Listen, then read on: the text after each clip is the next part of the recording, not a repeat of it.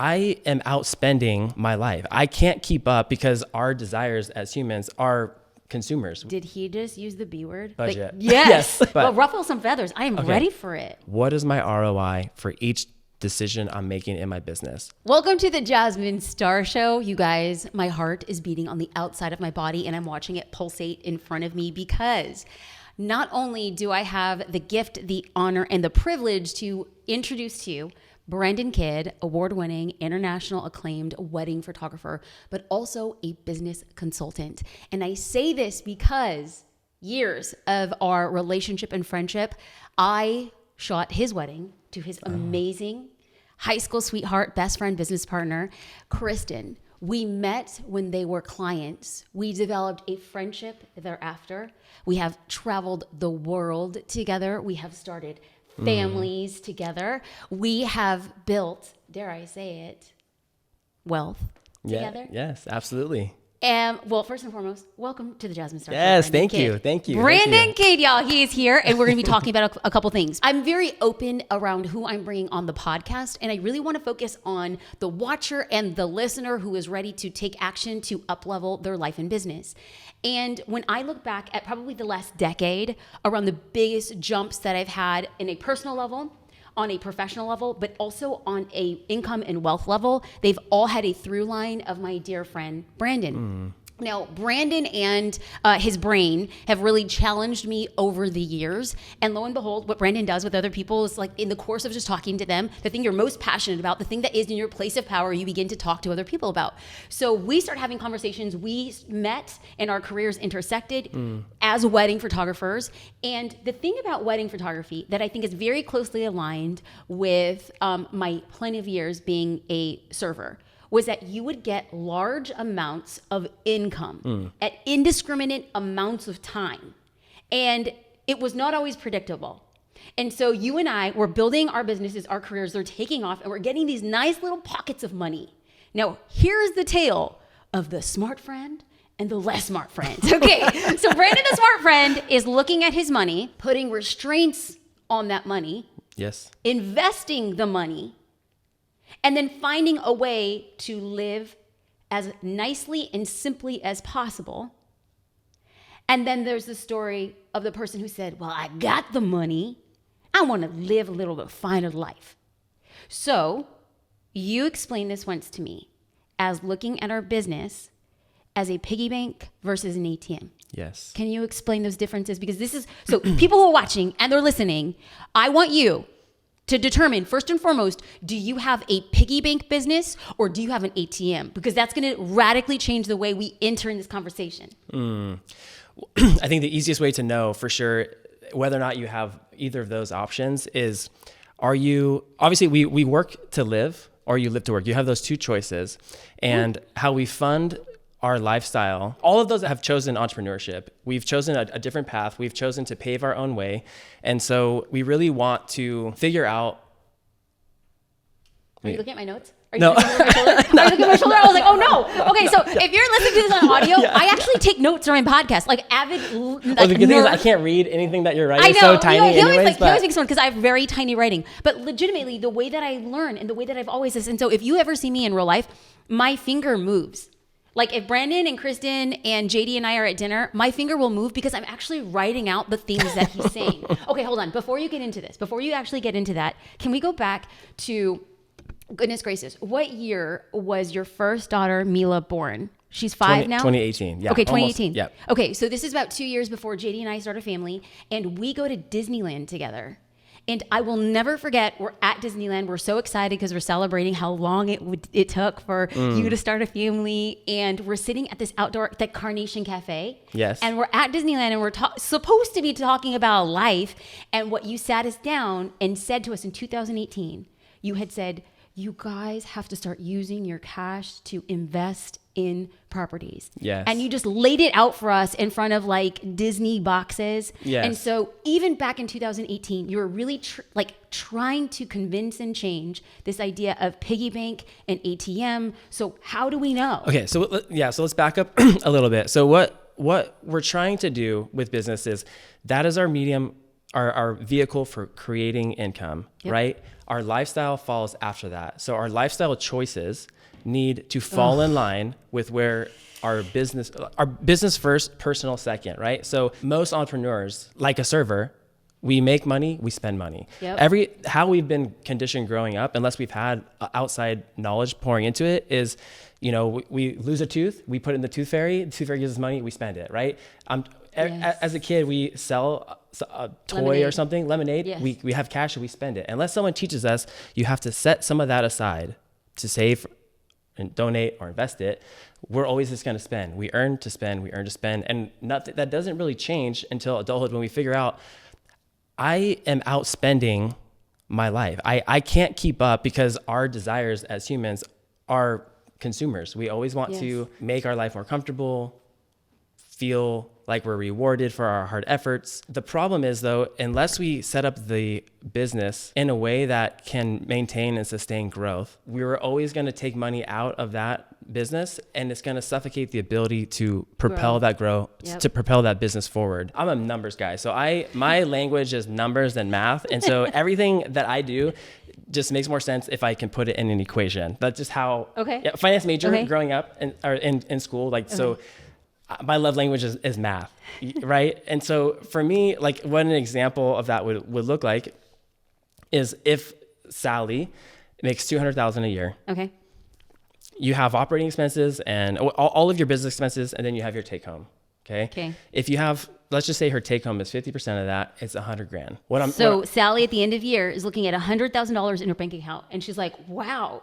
I had a great year. If she didn't take any money out, she's obviously taking money throughout the year and she's spending it on her lifestyle. If she didn't have any, she's not going to end the year with $100K. Right. So she brings in $200,000, and then she's paid her bills and all that other stuff. And we're just assuming that Sally's just looking at her bank account from that year. Hey, there's $100,000. Yes. And so what I like business owners to try to figure out is, how much money are they allocating towards growth? How much money are they allocating towards operating expenses? Most business owners, when they look at their operating expenses, there's a decent percentage of those expenses that are actually still funding the lifestyle, meaning you're choosing to use them as a write-off. You're choosing to upgrade a plane ticket. You're choosing to upgrade a hotel stay. You're using a meal as a write-off, so that it's actually still funding your lifestyle, even though on paper, the 100,000 take home is what her take home would be. Where you're choosing your business to be an ATM is actually using more, siphoning from the operating expenses, which could have been deployed under the growth category. Real quick. How many categories are there? There's growth. For ease, we just can keep it as those three. But what was the third one? You have growth. Just your take home. So you have growth, operating expense, and take home. So basically, growth is anything outside of your business, anything that you're gonna choose to create more brand awareness, more income producing things. So your promotions, your giveaways, your advertising, your social media. Anything that's gonna. So the growth. What I want to put towards growth could be investing in ads. Yes. It could be investing in a new software for my newsletter subscription. Yes. Okay, so growth is like saying, this money I'm going to use to grow my business. Yes. And the more money we have in growing our business, the more opportunity we give for our business to grow. Correct.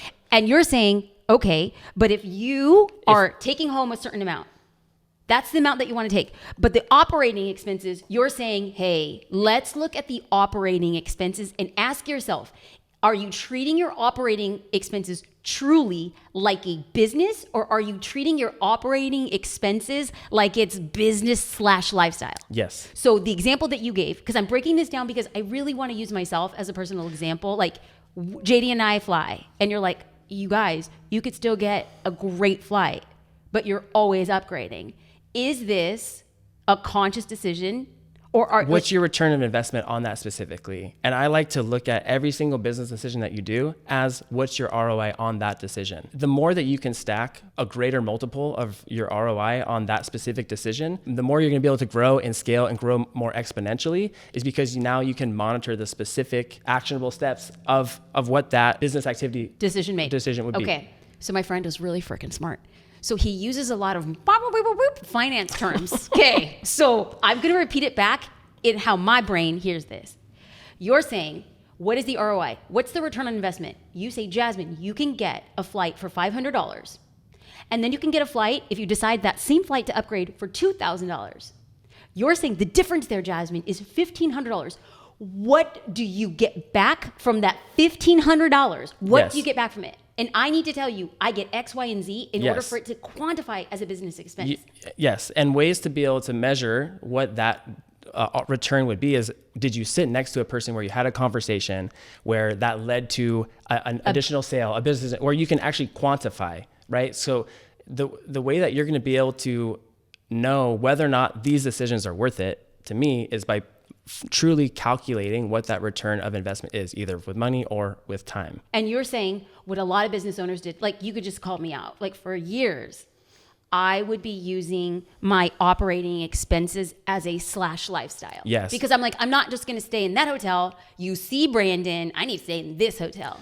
Yes. And you're saying if you had just got that extra money, Jasmine, and applied it towards growth, yes, you wouldn't just be looking at riches. You would be looking at a way to create long-term wealth. Yes, because on the outside, it's lifestyle rich, but cash flow poor, wealth poor.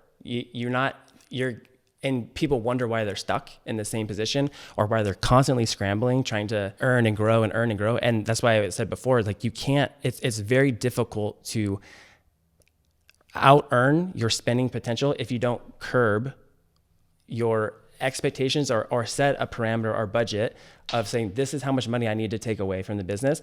I'm not going to compromise my business growth because I'm continually siphoning money out of it for my own personal, right? So set clear boundaries.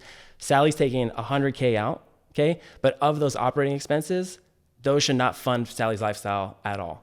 If Sally wants to upgrade anything, that should be on her personal, even though it's a write-off, but she can upgrade these choices from the personal side if it fits within that budget.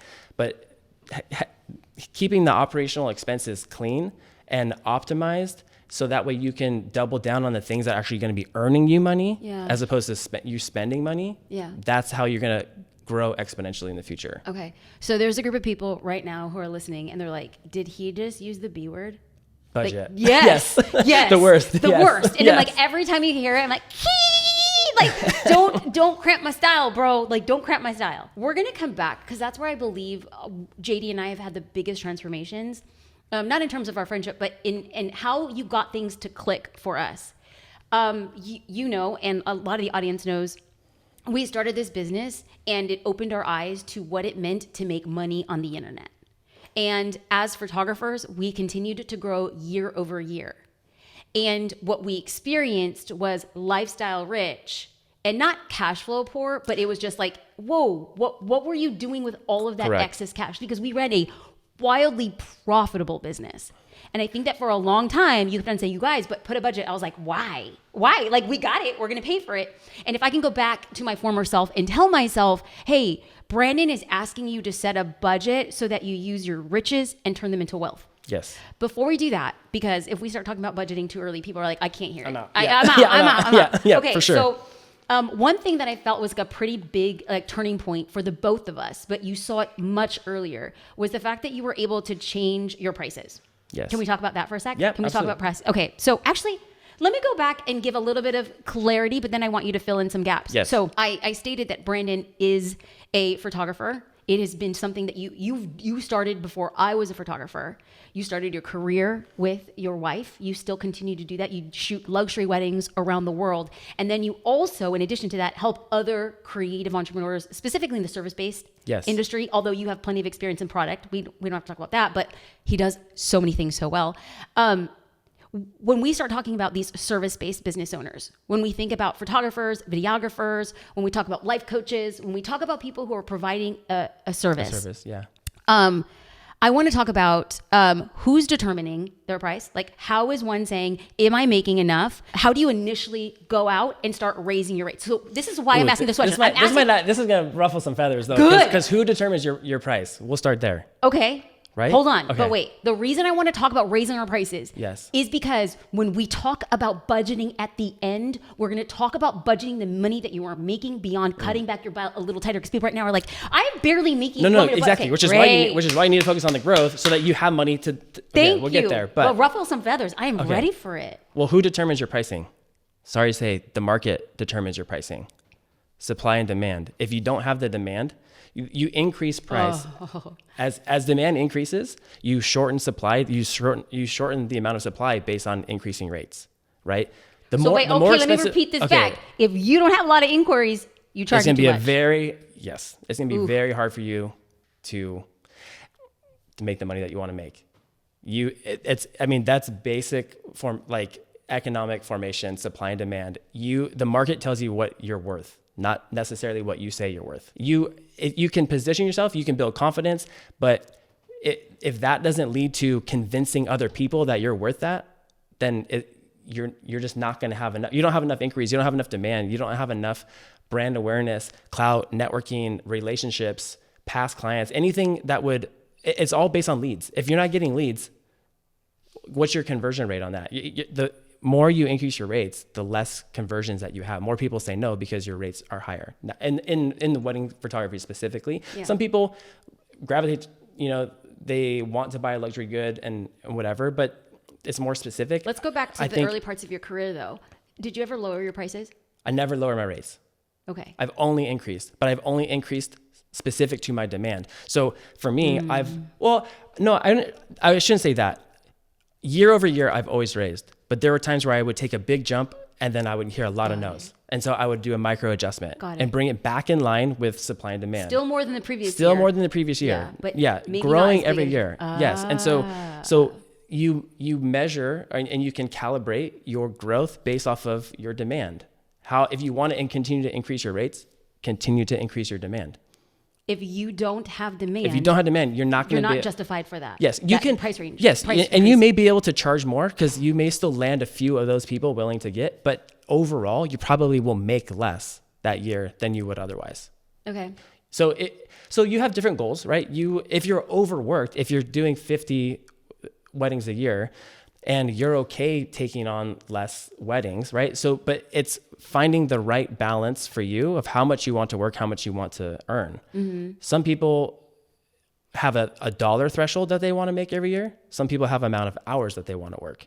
So if you're able to scale and charge $30,000 for a wedding, but you only book 3 weddings at $90K, would you rather that, or would you rather book 20 weddings at $10K? So 90,000 versus 200,000. Right. I mean, it depends. Do you only want to work 3? Do you want to work 10? It just depends on what your goals are. For me, I have a certain dollar amount of money that I want to make every year, and I adjust my pricing according to fit that. So first things first, when it comes to somebody's looking at their prices, there's only one of 2 people who are listening. I am putting out an offer and it's never been out there. I don't know how to price it. And then 2, I have an offer that's out there and I'm still not sure of the pricing. What you are saying is first decide, do you want to focus on dollars or hours? Yes. Okay, great. Dollars or hours. I say set the number of hours that you want to work. And then from there, you can determine how much is worth it. You drop your price in relation to so that they meet up. Give me an example. Well, like the wedding side. So like, I know I'm okay, comfortable working 20 hours a week. I feel I want to do that. And so how many weddings would that look like in order to service that amount of work? Fulfillment, emails, all that other stuff. Yeah, like how many hours, so I think, if it's 20 hours a week and I want to do, say I do 20 weddings a year, that's about 20 hours a week work. Okay, so how do I get 20 weddings? Well, then you look at your conversions or see I typically book, 1 in every 2 wedding. Every inquiries I book half. I convert half of what my inquiries are. And so you need to have 40 qualified leads in order to justify that. So you can fit it into an equation, which again is how I operate. And so I'm gonna piece that back right now. Somebody says, I, like Brandon, would love, okay, I'm gonna use an example now of a life coach. I actually had a conversation this morning with a life coach. And I wanna use her exact, I won't talk about her business or her name, but she charges $12,000 for coaching, 3 months, 1 hour a week per client. And she said, I have too many inquiries. I can't keep up with the demand. There's not enough hours in my day. Yes. In her particular situation, how does she determine what price she should raise it to. Are you saying she should still say, I want to work at just the same amount of hours, Jasmine? It depends on what her financial goal is. It sounds like she's maxed out of her time and she doesn't know how to raise it. There's not necessarily an equation because there's so many variables involved. Right. But raise it enough to where you see the amount of leads or see what your conversion rates are. I feel like every business owner should have a conversion rate based on how many leads they get, where the leads are coming from, and at what price point, how those leads are qualified. Because you can have 1,000 leads and 95% of them are not going to be qualified for you. So it's an artificial demand, right? Like just because I have so much demand, I can't keep up with it. Well, maybe, right? Like unless you know this conversion. Yeah. The conversion and the price associated to each of those leads. Right? The value of each of those leads. Right. So okay, so let's. So how does she know how to increase her rate? She could do it incrementally. She could charge an extra $500 after each booking. She can do it until she gets to the point. Is finding that perfect middle sweet spot is she raises the rates enough each time to where her conversion rate drops the other way to where now she's no longer booking enough. Then she can bring it back. That's where she knows that she finds the sweet spot. Not too hot, not too cold. How do you respond when people are like, but wait a minute, like I can't change my prices so much? Absolutely. Yeah. So we had a conversation before. So I call it like the airline pricing model, like literally. Oh yeah. I love this. Okay. Explain it. So airline pricing model is like literally nobody paid the same dollar amount. You're all on that seat, right? The person next to you didn't pay as much as you. But see, this is the difference between me and you. You told me this and I was like, poof. Like, I think I knew it. Obviously, we're not all paying the same price. Now, we're not talking about classes. We're not talking about first class versus business class. Yeah, the seat. Let's just say we're all in economy. Yes. Guess what, boo-boo? Nobody paid everybody. And I was like, he's right. And I never thought about it that way. So we know these massive airlines and companies are doing this. Wait. Why would we not? So explain that. Not everybody in economy paid the same price. That's correct. Because it also depends on the time of year. It also depends on, it depends on when they booked, right? Yep. What your availability is. Yep. If your goal is a certain dollar amount, right, and you want to hit a certain amount, then have a baseline of rate that you cover 50%. Once you get to 50% of bookings or fulfillment, then increase it 10% or increase it 20%. So obviously, the more that plane gets booked up, the higher the prices are. So the same thing, you apply that to your business.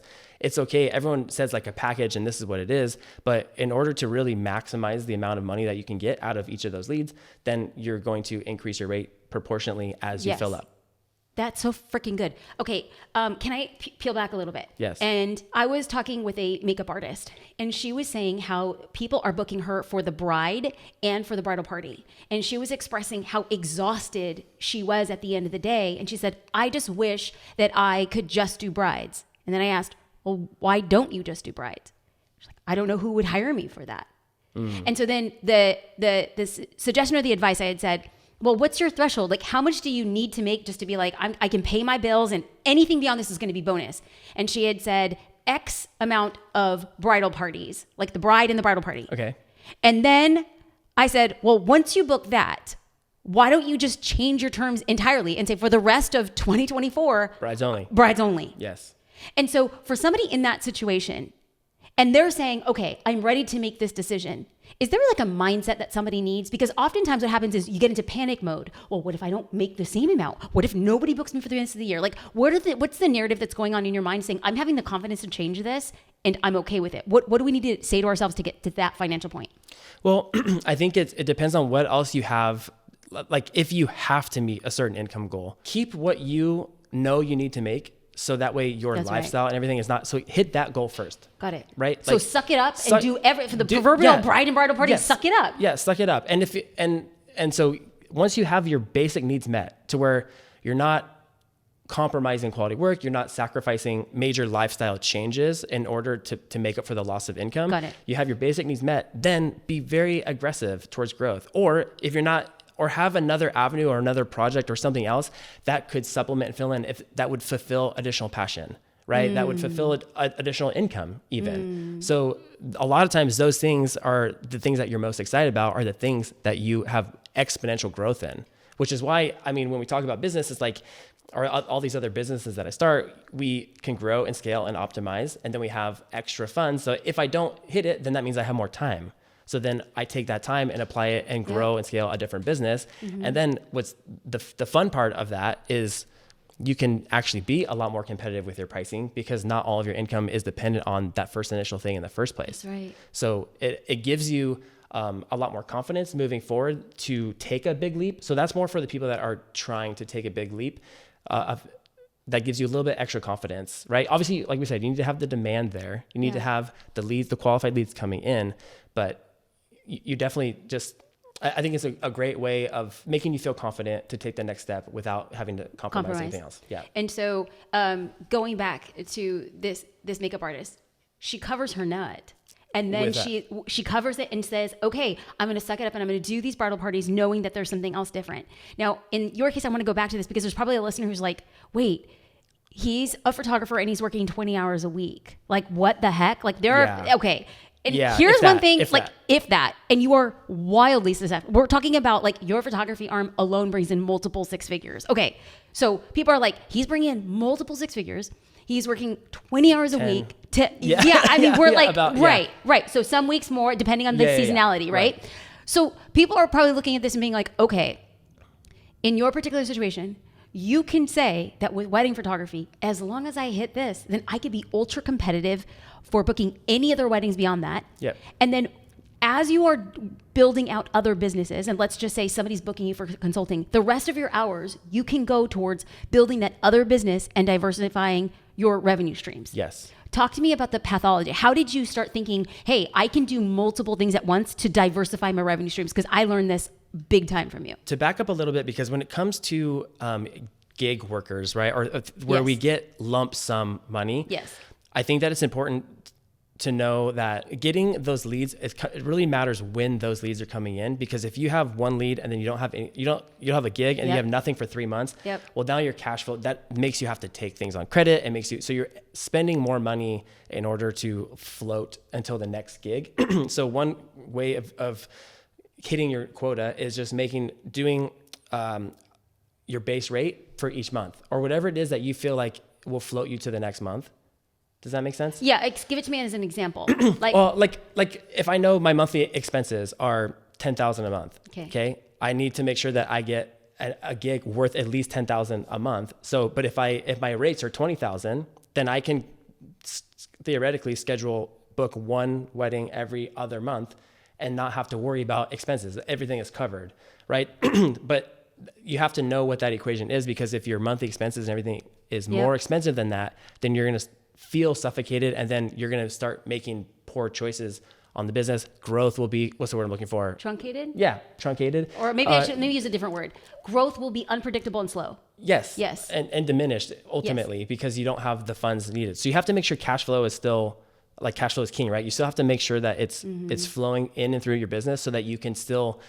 So let's talk to this person, because right now people are like, yeah, but I mean, the way that I was, like, the way that any life coach, the way that any lawyer, the way that any dentist, like when you are bringing in these people and it's lump sum, like what people, like when you had said, oh, for gig workers, I'm like, there are so many creative entrepreneurs who are so offended by, I'm not a gig worker. I'm a gig worker. Yeah. I'm like, bro, we are, honey. Like we are Yeah. dependent on the gigs, and the gigs are not guaranteed. Yes. And so then for the person who's just like, how do I predict that though? Like with the cyclical nature of what it is that we do, how do I say, like, I'm okay to either take on a different project for more revenue or raise my rates? Like, what's the mindset that we have to possess in these times of saying it is unpredictable? So you're saying, you're like, okay, so if you know that your monthly expenses are $10,000, yes, and then you book a $20,000 wedding, well, then you bought yourself two months of time. Yes. But like, at what point does somebody say, okay, I'm good for the year?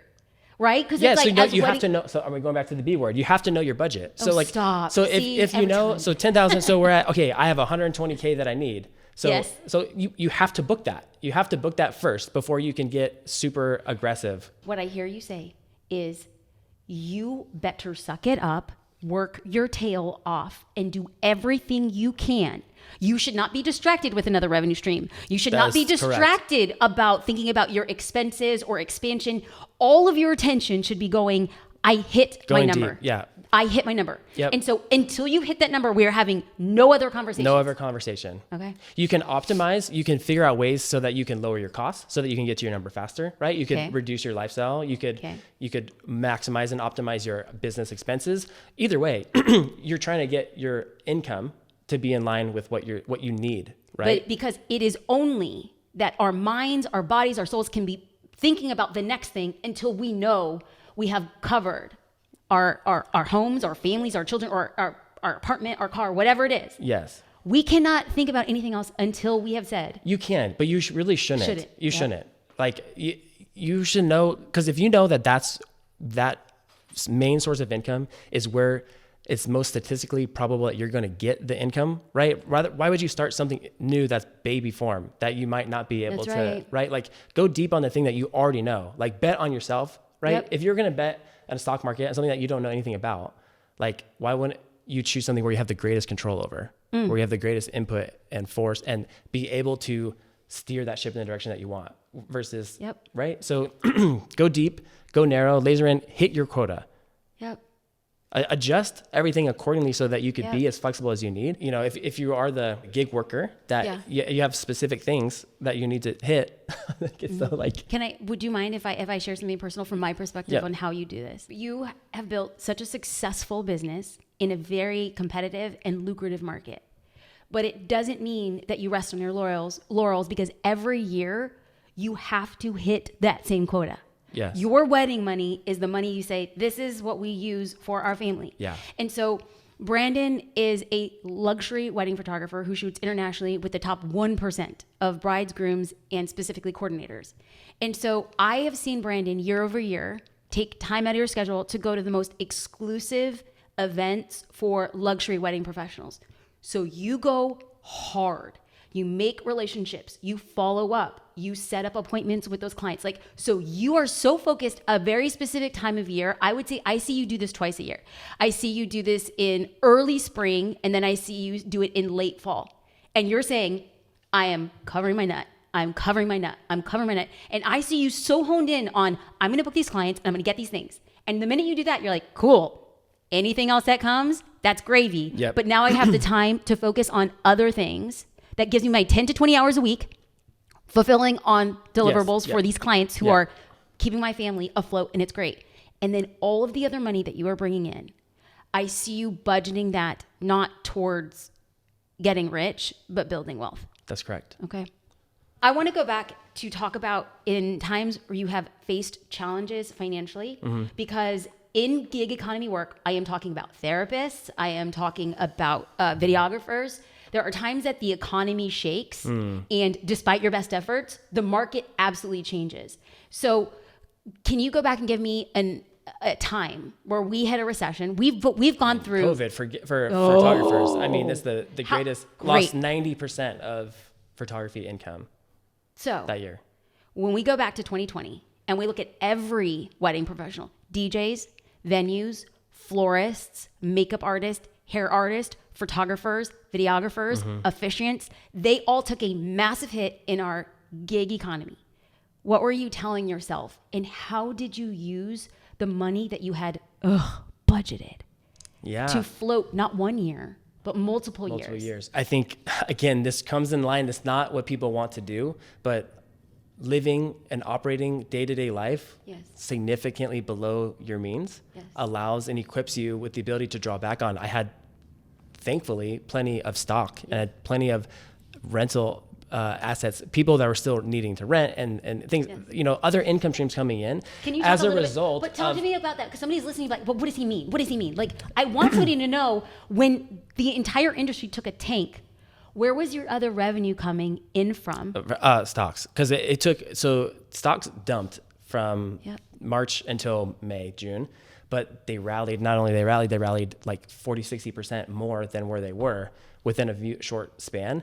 So you're not able to get yourself into that position unless you are budgeting and saving and really investing, putting things away for a rainy day. Every business should have, how much? Ideally 6 months of living expenses saved and banked, right? You could there's all kinds of strategies of how, risk adverse or risk tolerant you can be, like how aggressive you want to be with that saving. Keep 3 months of it in actual savings, keep 3 of it in high growth investment accounts. So that way you're actually earning money every year, you know? Now, what about the worker who's doing well, has a little bit tiny, maybe over at the end of the month, but it's not as predictable. And they're saying, where do I come up with this money to save? Like that money doesn't exist.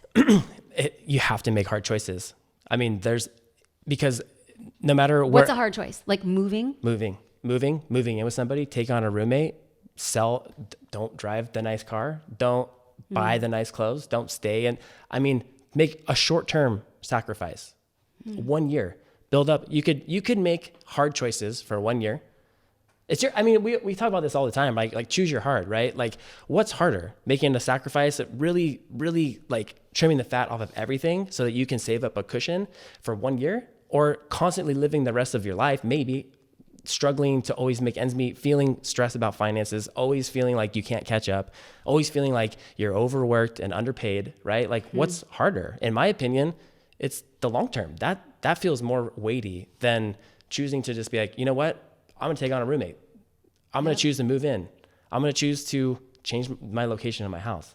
You're right. Like those things, because, transportation, accommodation, and food are going to be the biggest sources of income. You can change those 3 things. You're going to see significant amount of growth, and amount of savings, and what you're going to do with that savings is reinvest it back in your business in these growth categories that I would like to talk about if we can get there, to how to really increase money. Because most people are struggling like, I have no margin. I have no margin. Yes. I have no time and I have no money. So how am I ever going to actually get ahead? Okay. Right? I want to go back to the growth categories, but I know that people are listening because I was that person in your life for so long.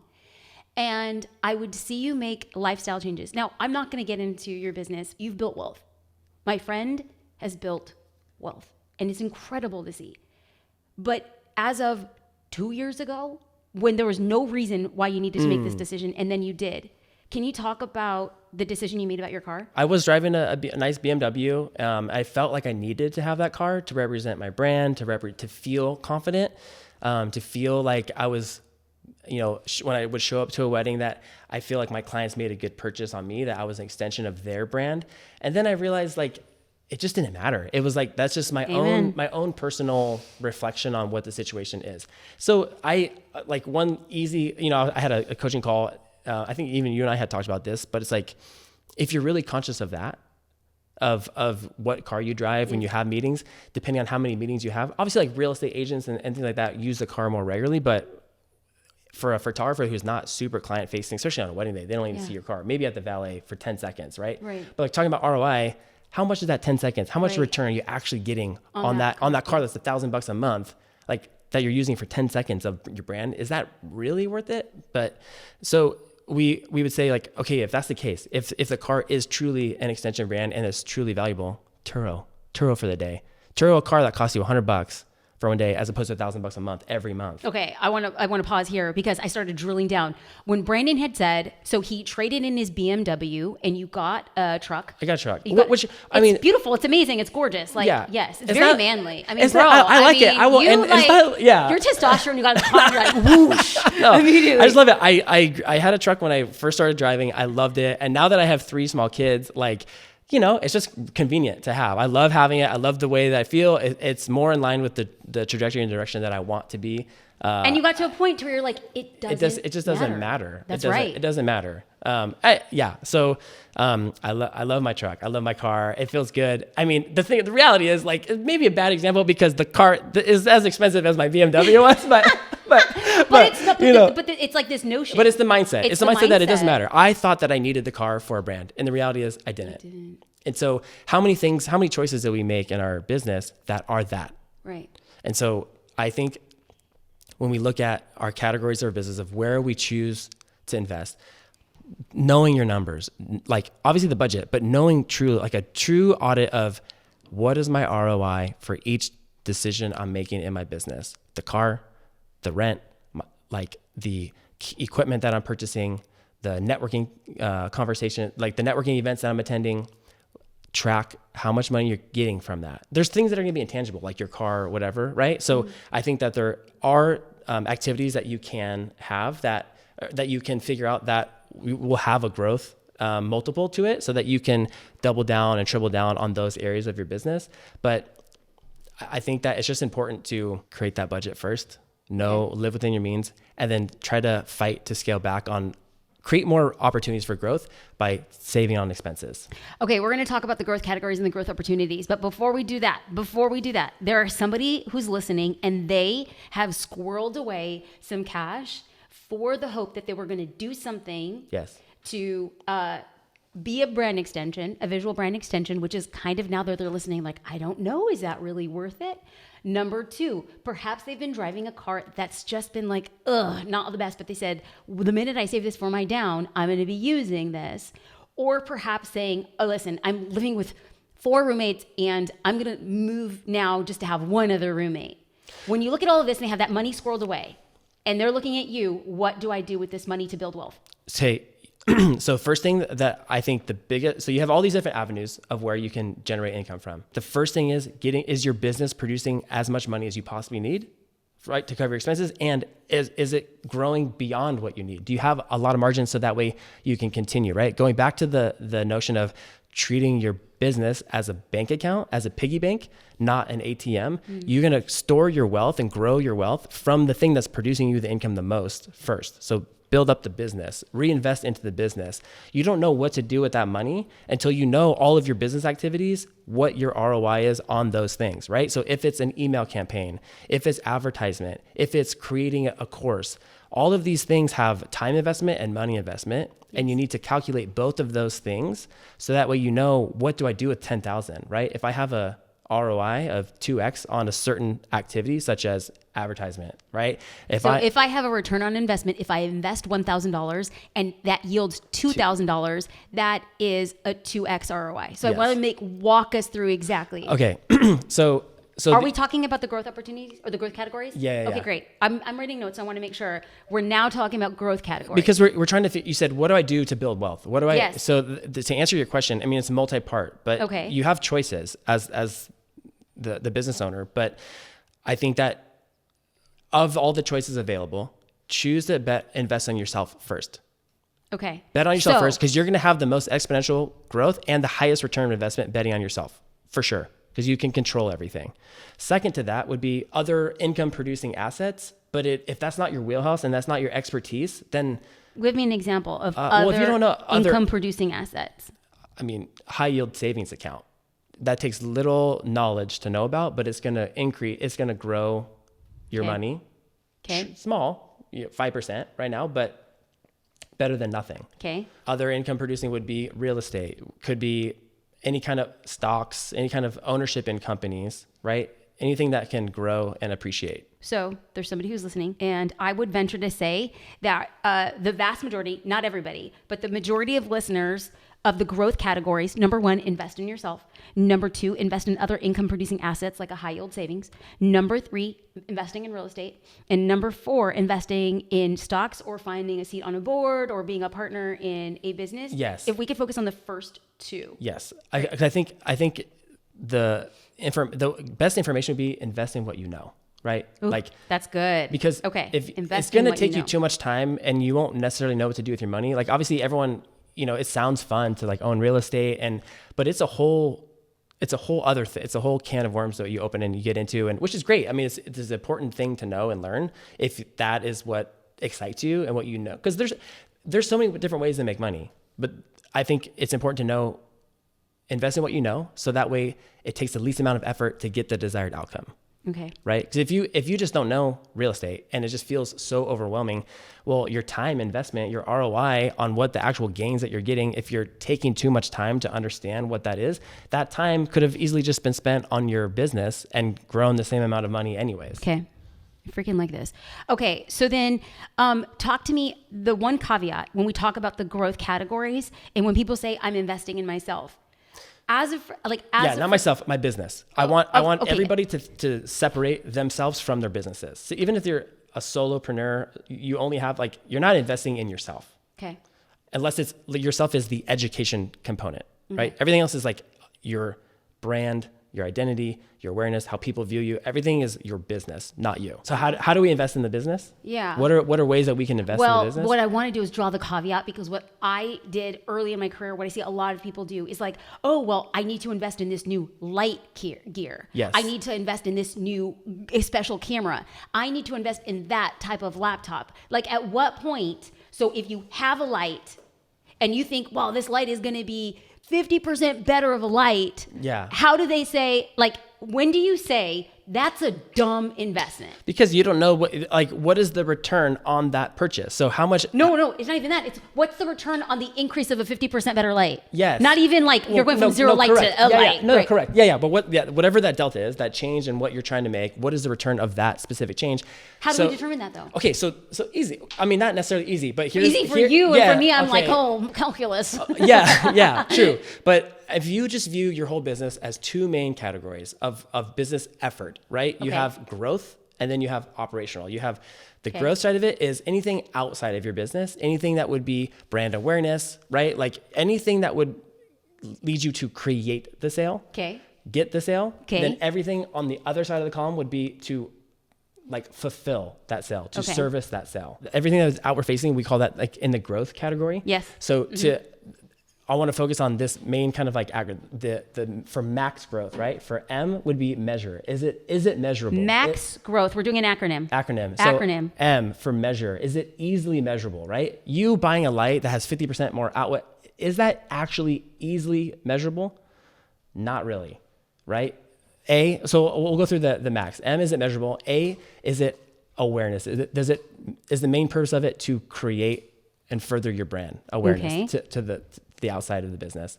And then X, does it have a growth factor attached to it, right? Is there a multiple? So if you invest one, are you getting at least one or more as a result? And the X is X factor? Yeah, X is your multiple, right? Is your stands for a multiple of growth, right? A multiple growth. So go back to the light. How would you explain, does it have an X factor?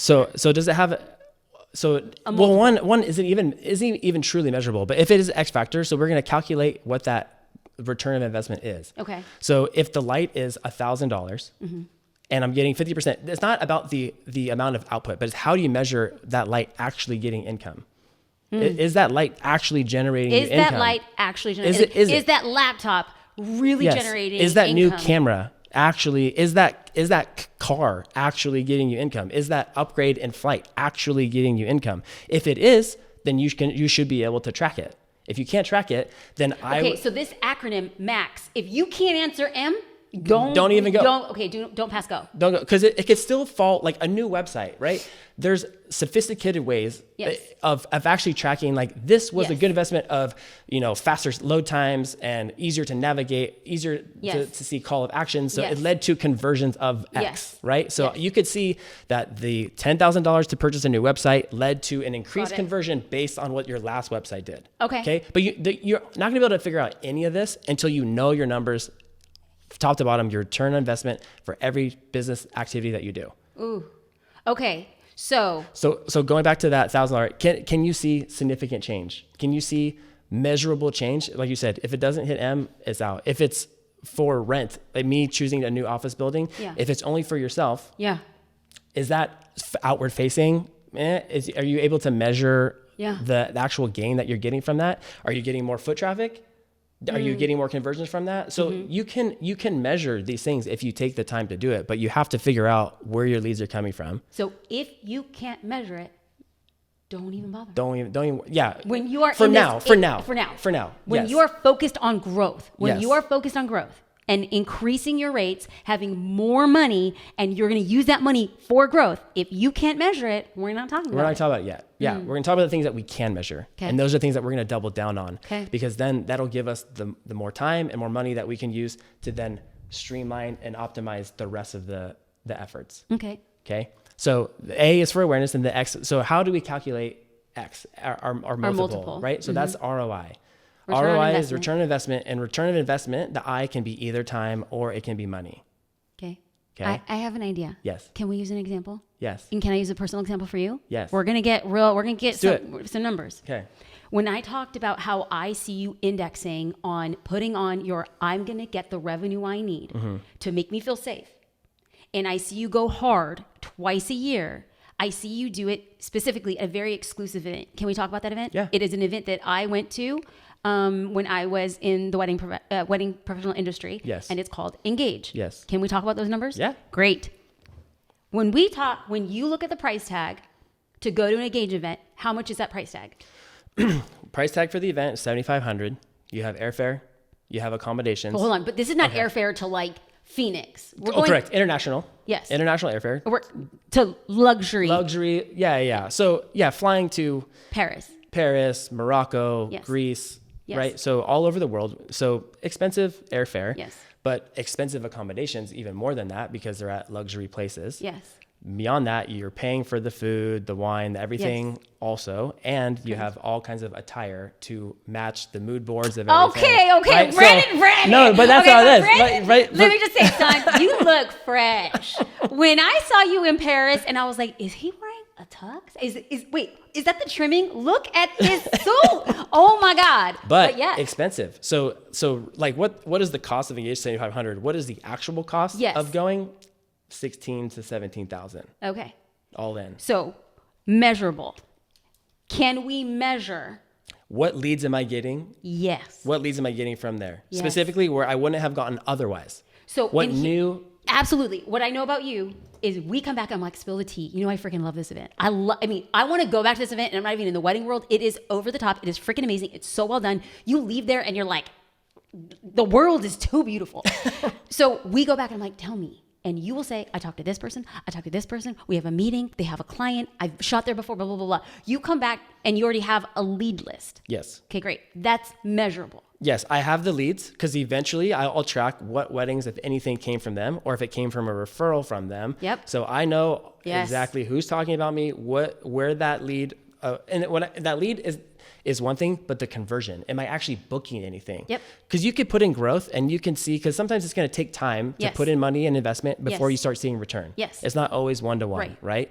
So when you finally get that sale of booking that wedding, where did it come from? Yep. And so you can easily track. So then now you have an ongoing kind Yep. of Excel spreadsheet Yep. of figuring out how to actually convert ROI. The amount of money that you invest divided by the amount of money that you get back, that's your return. That's how you figure out the money component. The kind of like hack, maybe we can talk about, maybe not, is how do you do this for time? How do you measure your time as a way of getting a return of investment? Right? Because so many tasks in our business is time and money, right?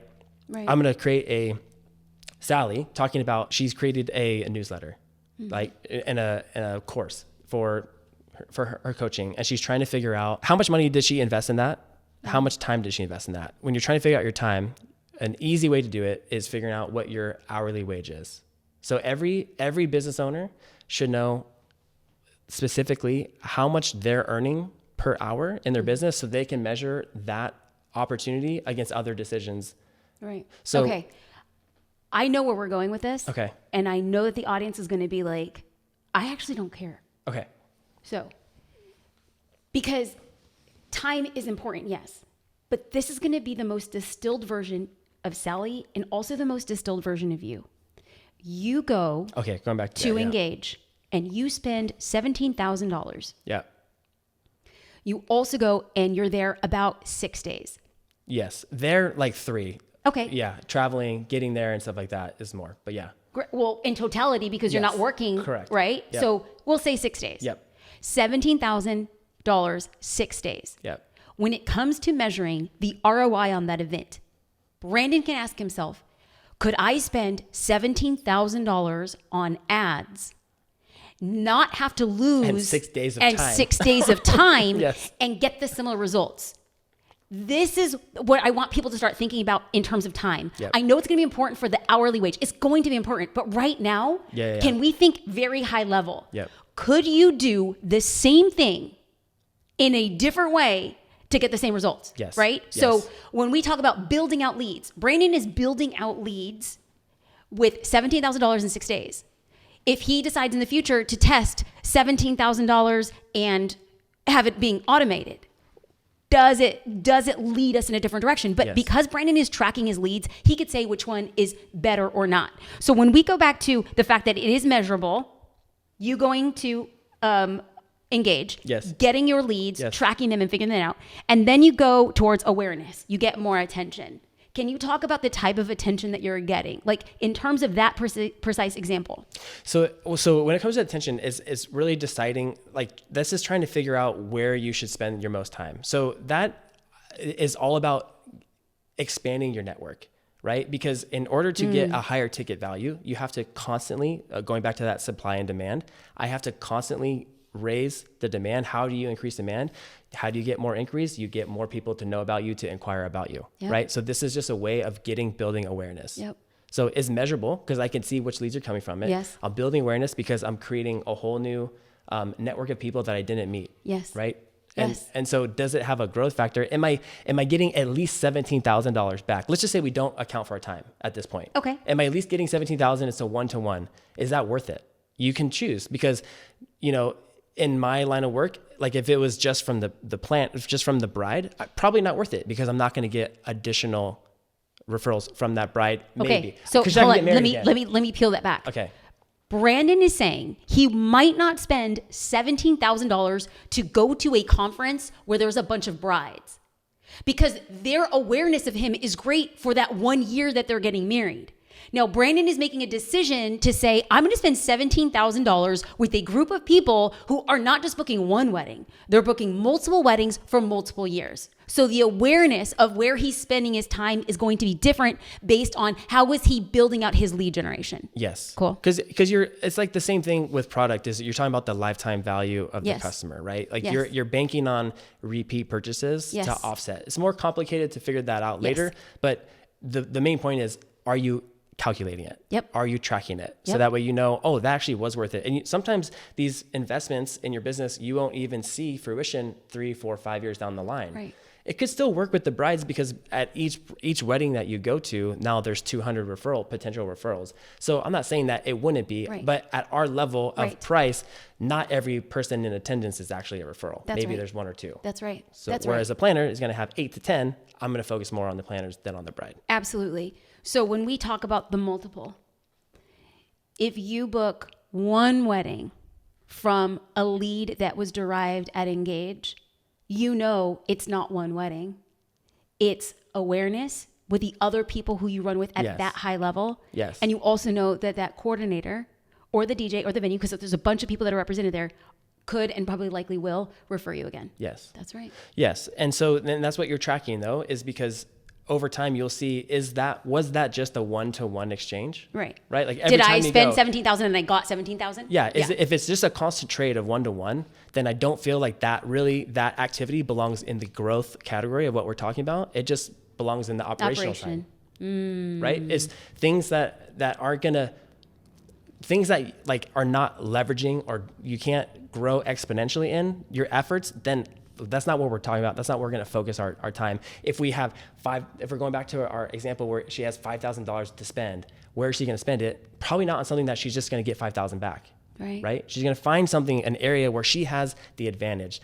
Running this math and knowing, where she can apply that money to that growth factor, that's where her unfair advantage is, right? Like that's where she knows she's going to get a 2x return, 3x return. Wouldn't we always, anytime we have extra money, wouldn't we choose to double down on what we know we can get back or what has worked statistically for us in the past?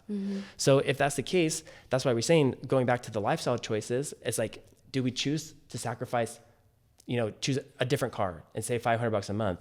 Well, if I were to spend that $500 a month on something that I had 2x return, then that's $1,000 that I'm getting. I could buy the car anyways. So that's what we're doing with real estate. It's like, hold on, let's pause and repeat that again. If I could save $500 and turn it into $1,000 by tightening my belt now, why would I not do that? Yes, short-term sacrifice. Because now once you have that money deployed on the growth side, that's already earning that for you. You use the proceeds of your growth to then to back into the thing that you want originally. So it's a constant short-term sacrifice, invest it, take the earnings from that to fund that purchase rather than just purchasing it the first time. So freaking good. So if you want the car, let your business do the earning, or let the real estate purchase do the earning. So let the stock investments do their earning. Let whatever avenue create the income to buy. Let your asset purchase your liability, right? Like let those things fund, because those things will be in perpetuity. Those things will be growing without siphoning money out, right? You're not taking money out from that purchase or from that expense. So we talk about these things, and a lot of this, we are focused on money, riches, and turning it into wealth. For people who want to have a good, cold, hard look at their business and say, am I treating it like an ATM? Is this a bank account? How do I start growing it? How do I change my operating costs? And how do I focus on growth? Where do people go to get more information about you? These conversations that you and I have had for over a decade that have radically changed the way that JD and I have been building wealth. There's a lot of great resources. I mean, I'm happy to set up a call, anybody to kind of help walk them through to see, but the easiest thing is just take an audit, take an inventory of your expenses, look to see, are those expenses, are those purchases justified? The goal is for you to be empowered so that you are in charge and that you have the knowledge to know where you're spending the money and how much money you're getting as a result of that spending. So if you need help with that, happy to help. There's tons of resources available online that can help you create a budget, create an operational budget. But where it gets tricky is, well, how does this work for me specifically? How can I this is my business, this is my lifestyle, this is what I need. How do I make this work? How do people set up a call with you? I have a free, we can include it in the show notes or whatever, but if you just want to book like a free 30-minute call or something just to kind of chat and kind of help digest and figure out the process a little bit, would be more than happy to. Thank you, Brandon. We'll be sure to include those in the show notes. For people who want to dive deeper and connect with you on social media, where do you point them to?